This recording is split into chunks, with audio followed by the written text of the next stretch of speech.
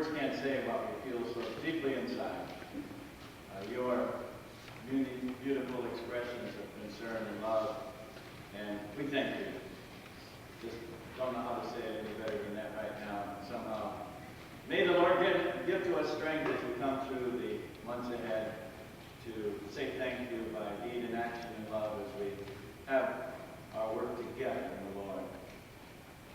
I felt this morning as I listened to those beautiful instruments, as Mary Sal and Sharon Custer were sharing, that we ought to say their names out loud with a great big thank you. They've been faithful in every service of music and all, and along with Glenn, they've been so special, haven't they? Raise your hand.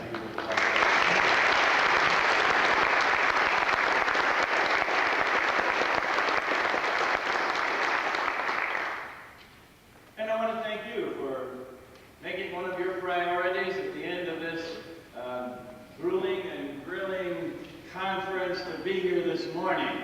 I know that there are many duties and things that have called persons away, and a lot of persons have stopped by and told me their reason and their pressure for not being here today. And certainly we understand all of the things, and we know that back home is where the real action is. So we just trust and pray as you go your way, you'll be greatly blessed in ministry, even in this summer season. Do want to make mention, those of you that are on the conference council, the current one, you know we have to have a meeting after this service is over, please. Kyle, where would be good for us to meet? I would think in the new fellowship hall. In the new fellowship hall. Thank you, where we were last night. And I would like to meet the commission leaders. The one will be the new council as of September 1, so we can set a date for our getting together. If we could do that at the beginning of that meeting, please. So those of you that were elected, the 4 ministers and 4 laypersons, I hope you're here that you can share in that experience of setting the date, please. Well, I didn't find a silver hammer to tap the text with today. To find it deliciously coming out in 3 portions. My wife says I don't know my own strength, and I got accused of that last night, of the bear hugs that crush.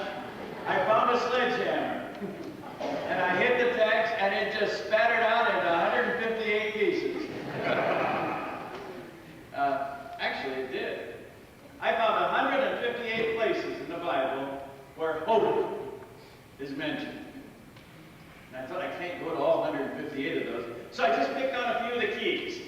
And that's what our message is pointing to today, as I, one more time, point you to Colossians chapter 1, and remind you, and in Living Bible, the portion of verse 27 says it this way: this is the secret. Christ in your hearts is your only hope of glory. Christ in your heart is your only hope of glory. And so the purpose of our message this morning is to remind me of that tremendous, great hope that is in the power of the living Christ in the church. This message this morning is to remind you of your only living hope, who is Christ in you. And as He's the indwelling Christ in my heart and in my church, the indwelling Christ in your heart and in your church. Tremendous hope. Christian futurist Tom Sine has written a book called Wild Hope. And in a review of that book by a commander chaplain in the Navy, he said, Tom Sine's his name, emphasizes that our wild hope is premised above all on the love and the faithfulness of a biblical God. That's our wild hope. And we can, as Dr. Larson pointed out so well to us in the early portion of the conference, we can realistically have a hope, a wild hope, in this world in which we live today. And so I would hope by the help of the Holy Spirit this morning to just punctuate what Dr. Larson has said so well in our midst, to help us realize and emphasize that the hope is in the true church. The hope is in the fullness of Christ as He fills us and His fullness is made known in our midst.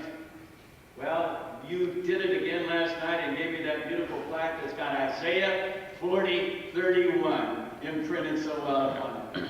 And isn't it intriguing where the King James Version has a long time said, they that wait upon the Lord. What does it say in the NIV? You know, they that hope in the Lord shall renew their strength. And there certainly is a likeness to the fact that our hope is in Him. He renews our strength indeed because He is in us. He's the power and the fullness of all the Godhead dwelling in us. What a tremendous hope. Well, when we think of the word hope, we can say a lot of things about it. Someone has said there's no medicine like hope, no incentive so great, no tonic so powerful as expectation. Something's going to be better. Sometimes we say it's got to be better than this. That hope that is ours. Review with me a few of the keys that I find about this hope, based upon some very special verses of hope in the Bible. The first one is faith. You notice I've given you the first letter if you want to play a guessing game while we're going through that little outline. Faith. Faith is a key. We can have faith in the hope to grow and multiply in spite of what seems very difficult, maybe even looks impossible. And my special word of hope along that line is Romans chapter 4, verse 18. Here is the illustration of Abraham. What does it say? Against all hope, Abraham believed, and so became the father of many nations. Against all hope. It wasn't logical. It wasn't possible, normally speaking. But God made Abraham the father of nations. Do you remember how Dr. Joe Correa talked about it? He illustrates it vividly. He said when God told Abraham that he was going to be the father of nations, he just lay down and held his stomach and he laughed. He said, "Oh Lord, that's not possible." But it is. God, and he believed, and it was imputed unto him for righteousness, and there was growth. He had faith in what God said, and he believed God in spite of all the circumstances. A book that has inspired my heart recently by Dr. Wilson of Indianapolis, who works with the Wesleyan Church, one of the general superintendents. And it talks about the simple fact that your church can, and he's got the word survive crossed out, and then it says thrive. Your church can thrive. And every chapter ends with a statement something like this. It says, it doesn't depend on circumstances. It doesn't depend on location. It doesn't depend on size. It doesn't even depend on gifts. He says it depends on your heart. And your heart grabs by faith and says, I believe. It doesn't look possible, but I believe it can really happen. One of our pastors, Boise, Idaho, Log Cabin Church, Richard Cox, been there a few months, and that church has really had difficulty really getting on the move for a long time, and Richard and the members there are just really seeking God's help. What can I do? And you know, he did a walk of faith recently. We shared with the church as they were thinking about ways they could reach out and have faith to reach the community.